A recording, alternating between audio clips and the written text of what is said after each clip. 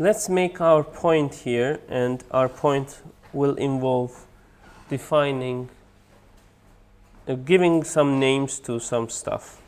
First of all,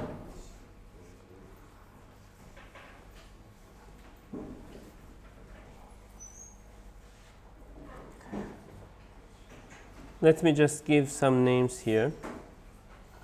Do you see that eventually we have arrived at V equals to IR kind of thing, right? V0 equals to I0 times something. That something acts like the resistance, right?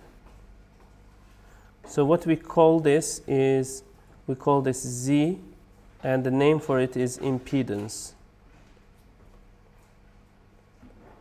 Okay? So impedance is square root of R squared plus omega L minus 1 over omega C squared. This is a name that we give to this object. Okay?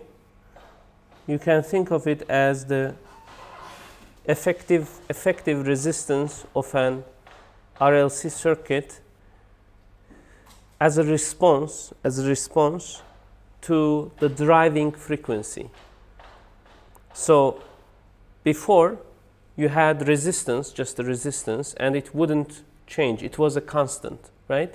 But here, as you can see, although R, L, and C are constants, okay, Z depends on omega. So Z will change. The resistance of the system, the effective resistance of the system will change based on how fast you are oscillating the current. Okay? Good. So this is our first definition. Let's continue with our definitions. Let me point out something else here. Do you realize that this is I0 times R, and that's resistance, right? What do we have here? I0 times 1 over omega C, right? So it is also the effective resistance due to a capacitor. Just by itself, this is what it brings to the system, right? So we have a name for that one too. We call XC equals 1 over omega C. We call this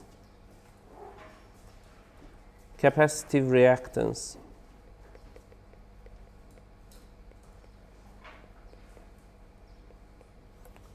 Are you following?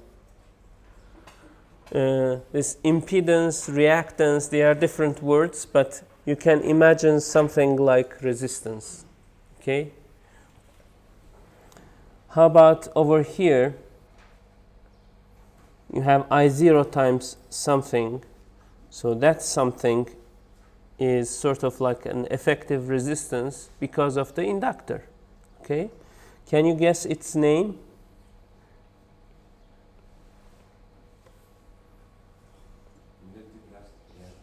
Very good. Inductive reactance.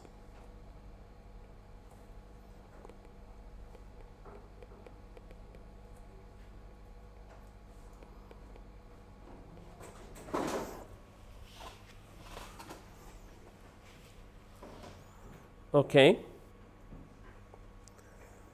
What else do we have here to define?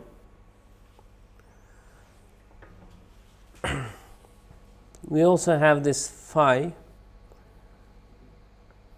Phi is called phase angle. It's the angle between the voltage and the current, and they are not aligned, remember. So how can you find phase angle? Just think geometrically. How can you find phase angle?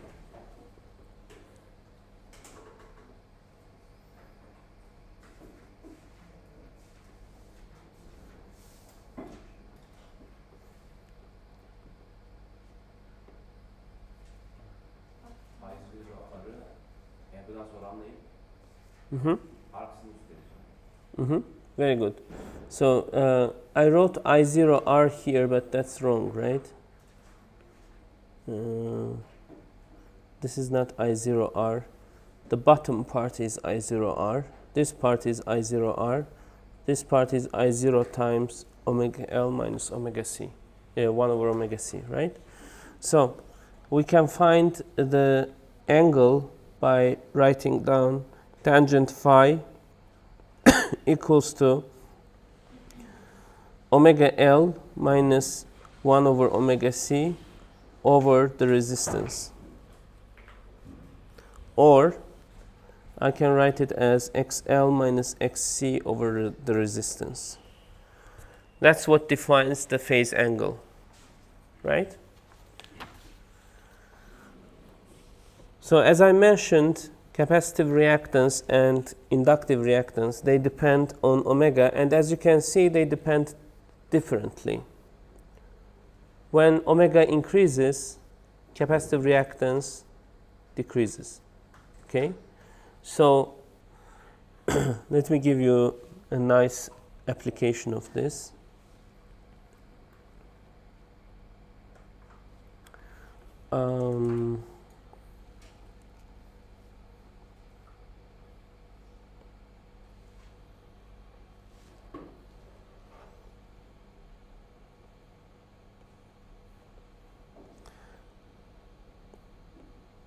What is this? Speaker, yes. Looks like a bird's nest, but it's a speaker. So it has these parts, right? It has tweeter and woofer. So woofer will deliver the bass lines, like low frequency stuff, and tweeter will deliver the high frequency stuff. How do you deliver it? One way of doing it is you have some music playing here, right? And it's composed of various frequencies, and it's being transmitted as electrical signals. So you take part of that signal and have a capacitor here, and it gives you a high pass filter.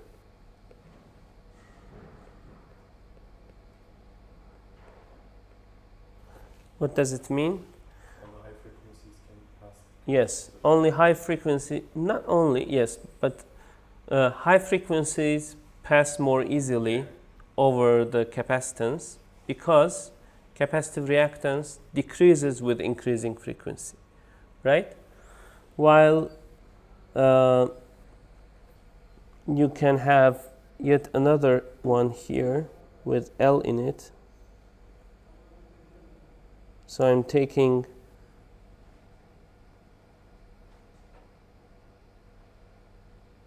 another part here, L and R, and this is a low pass filter. Sorry, this is high pass filter, this is low pass filter. Why is that?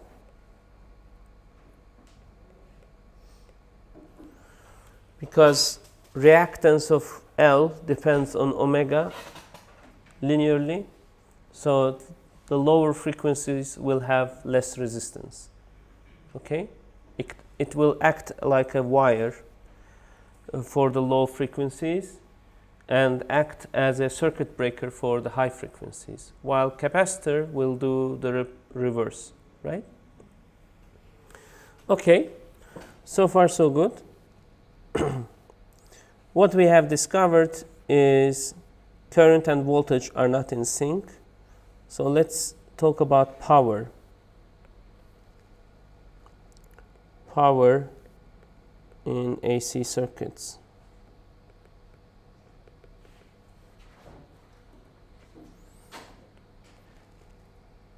Sorry.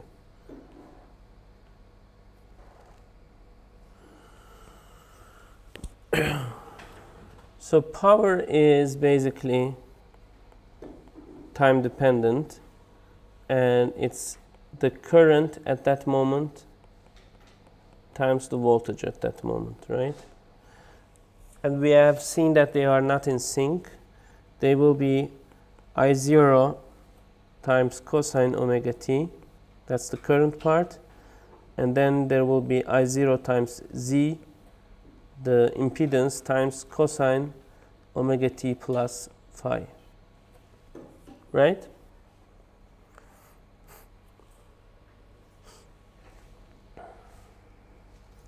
So, what is the average power?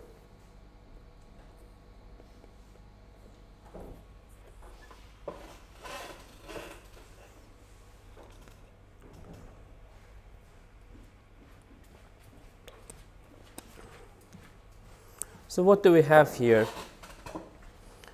We have power depend on time with I0 squared times Z times cosine omega t times cosine omega t plus phi, right?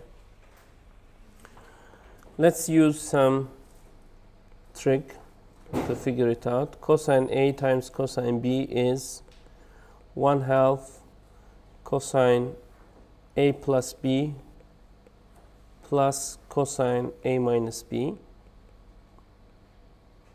right? So this is basically 1/2 cosine of 2 omega t plus phi plus cosine of phi,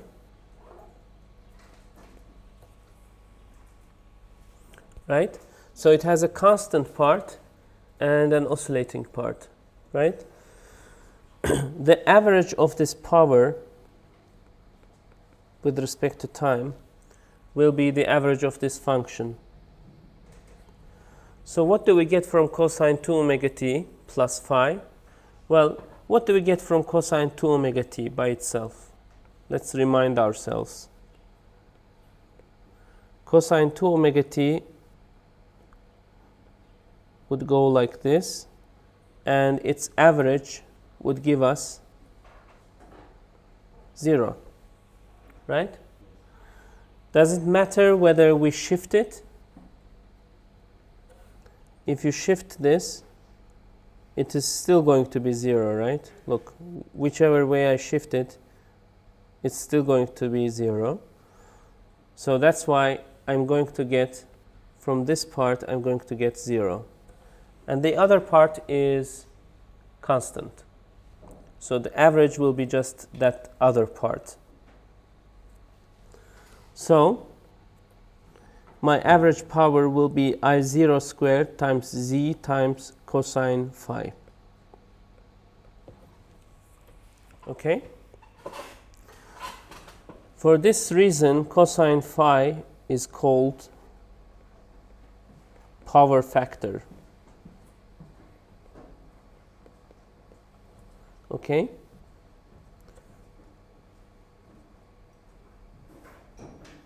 Let me give you a few more formulas about this.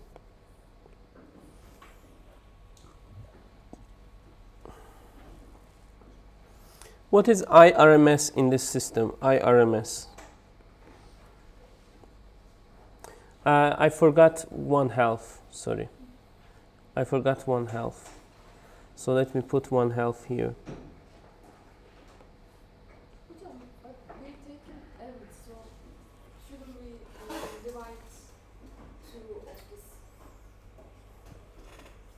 Tell me.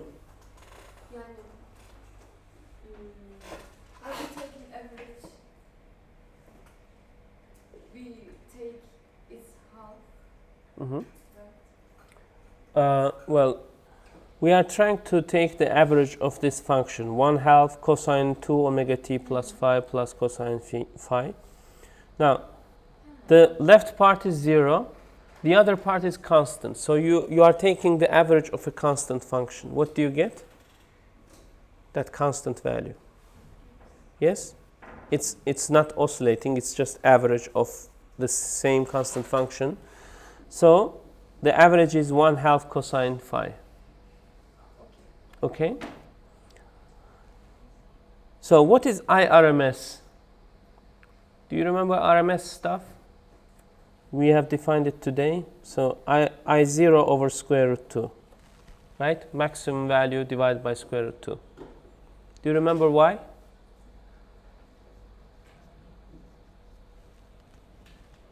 No, you don't. Okay. What is VRMS?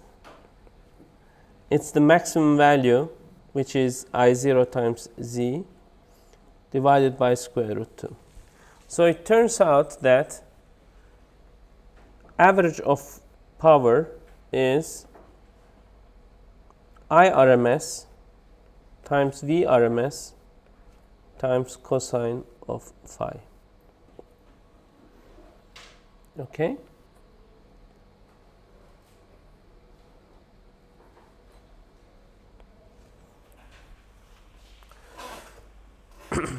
And hence, again, cosine of phi is called power factor.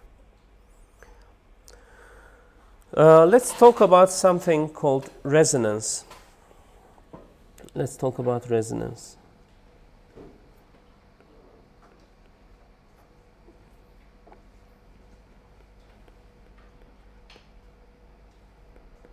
Do you remember what it was?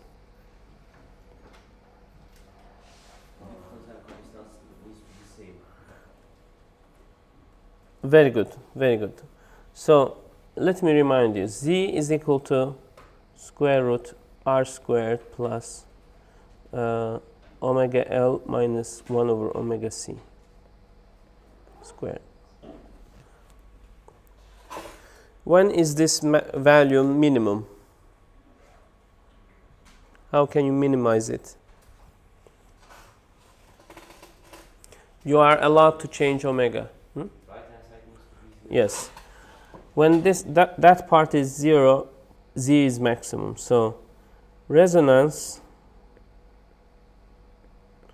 is when XL is equal to XC, which is 1 over omega, omega L equals to 1 over omega C. So omega equals to 1 over square root LC. Do you remember this from somewhere? From LC circuit by itself, right? It's the natural frequency of oscillation. Let's write that down. Natural frequency of oscillation.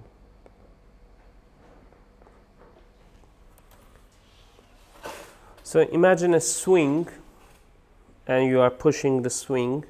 What you are doing is the swing itself, together with the kid that is sitting on the swing, has a certain natural frequency, and you will give your energy to the swing only if you are in sync with that oscillation. Whenever it comes, you push. You don't just push with a different frequency, like then you cannot the swing cannot receive your energy. So it's something like that. This RLC circuit has a natural frequency at which point it has minimum resistance, and you can see that Z mean happens when omega is omega 0. Let me call this omega 0. When omega is equal to omega 0, then Z is equal to R. Right? It's that resonance frequency. Okay.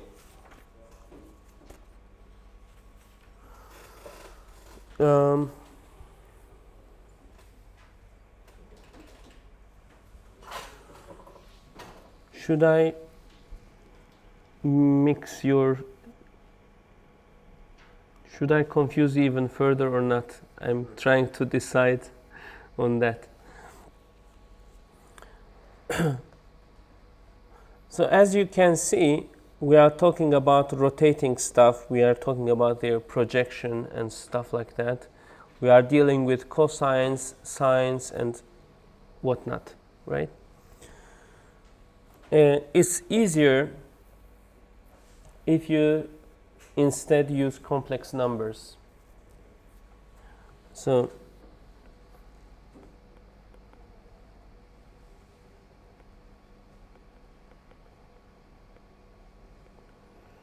in AC circuits,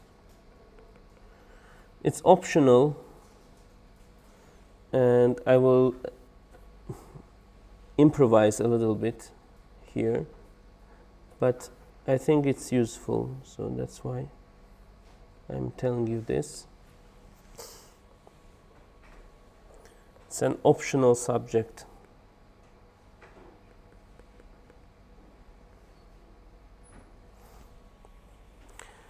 So the whole idea here is wherever you see L, you just write I times omega L. Wherever you see C, you just write negative I over omega C. Okay? Then whenever you are being asked what is the impedance, you just calculate the absolute value of impedance. So, for example, you have something like this, right? We dealt only with the case where it was in series. So let's come back to this. What was Z? Now, in this new optional way of looking at it, you think of Z as R plus I omega L plus negative I over omega C. And when you are being asked for impedance, you think about absolute value of impedance. And absolute value of impedance is just absolute value of this complex number. Okay?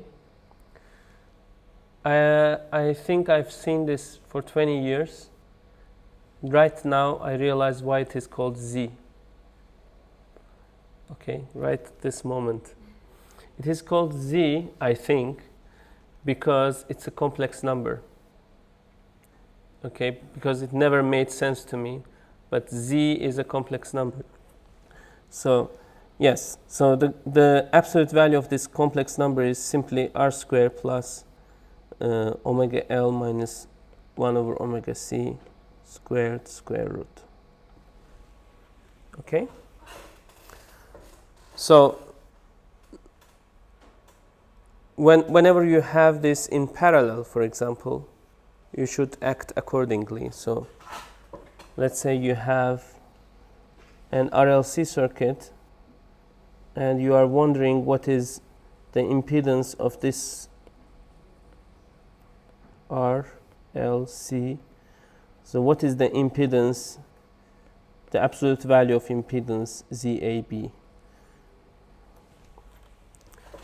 By the way, next lesson, if all the stars are aligned, I will bring this thing that I promised to you, the measurement device.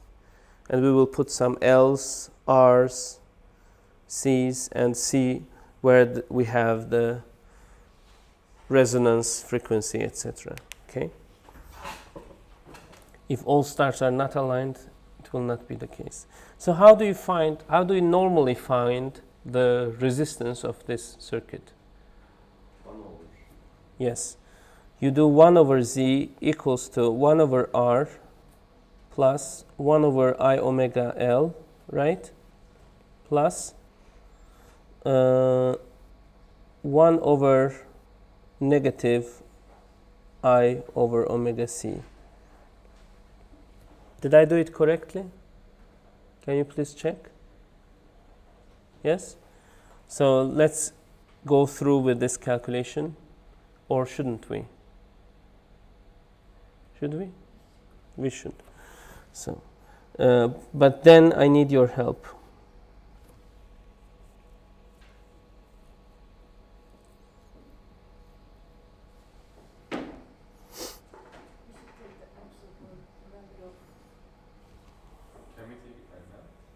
Hmm? Can we take the absolute value like that? I think we can. You want this, right? You are going to find 1 over z absolute value, and you are going to do this, and we'll claim that this is z absolute value. This is doable, right? Is it allowed? I'm asking you, really. Yes, if z is not 0. If z is not 0, it's allowed. Okay, let's do that then. So absolute value of this is going to be square root of 1 over r. Help me out, please. So this one becomes plus, and so I have 1 over omega c minus 1 over omega L, right? Squared.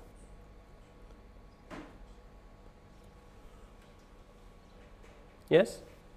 So, z, absolute value of z is going to be 1 over square root 1 over r squared plus Hocam galiba bir yerde işlem hatası yapmış oldum. Karesini alırken tek bir şekilde olabilir mi? what? Karesini alıp kökünü aldınız değil mi hocam sen? Oh, yes. Where did I go wrong? A plus B plus C'nin karesi parantez içinde. No.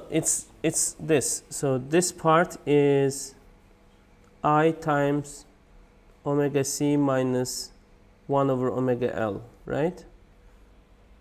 That's the complex part of the z, right? So I'm just doing, if z is equal to a plus b times I, I'm doing z magnitude is equal to square root of a squared plus b squared.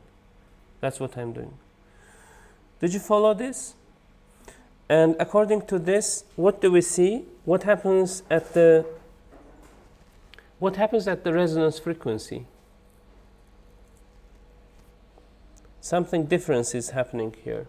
Something different is happening here. What is that thing that is different?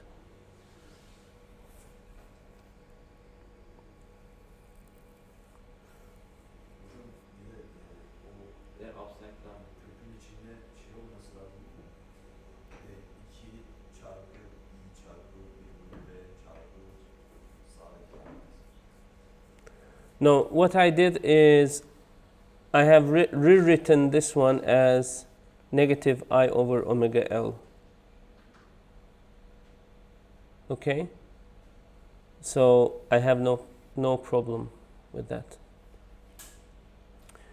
Okay. The difference is that Z is not a minimum when you are at resonance, but a maximum. Right? So we can actually experiment. We can bring our measuring device and see whether we are supposed to see a dip in the resonance frequency whenever we are measuring it in series, but we are supposed to see a maximum at resonance frequency when they are in parallel. Good? Let's do that next time, if the stars are aligned. One final subject of this chapter is transformers.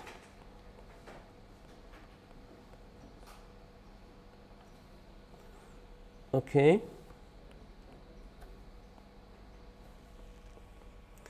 But you already know all about it, right? So a transformer looks like this. You have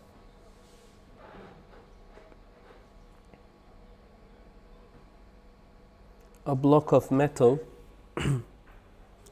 and the purpose of this metal is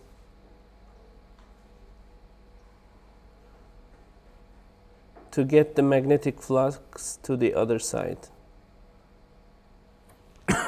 So you have some AC over here, I1, V1, This is one reason why we are using AC in power grids. It's very efficiently, you can transform currents and you can increase or decrease voltages with great efficiency.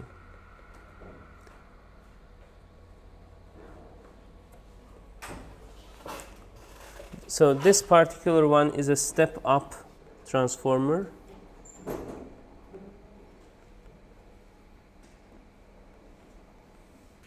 So it has a primary circuit that has N1 windings and the secondary circuit that has N2 windings. Okay. Now, what's going on here? So we have an alternating current going over here that creates a magnetic change in magnetic flux, right? That change in magnetic flux is transferred to the next coil very efficiently because of this metal in between, okay? And you remember Faraday's experiments, right? He was trying to do this with DC and it didn't work, right? Apply a DC here. Since the current is not changing, there will be no magnetic flux, no change in the magnetic flux, so no transfer of energy here. But if you have AC, then the magnetic flux will keep changing, so does the magnetic flux over here, and you transfer the energy to the next circuit. Good? What you can do here is, if you write down the EMFs, EMF for the first one is negative N1 times d phi b over dt. And for the second one, it's negative N2 times d phi b over, phi b over dt.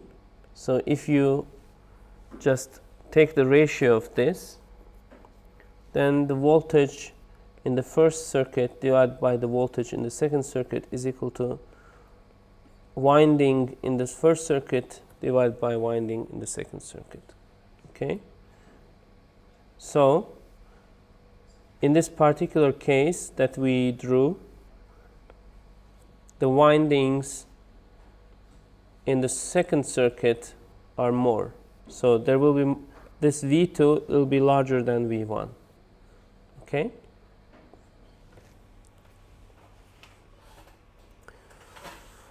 And as I mentioned earlier, I2 V2, which is power in the second circuit, over I1 V1, power in the first circuit, is going to give you efficiency of this, and it's usually close to 1. Okay?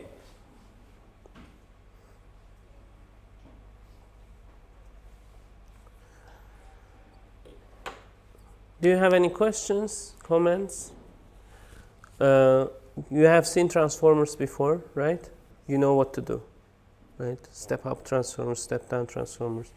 And once we are done with the next chapter, we can come back and solve a few questions on this topic. Otherwise, do you have any questions, comments, suggestions? No? Okay.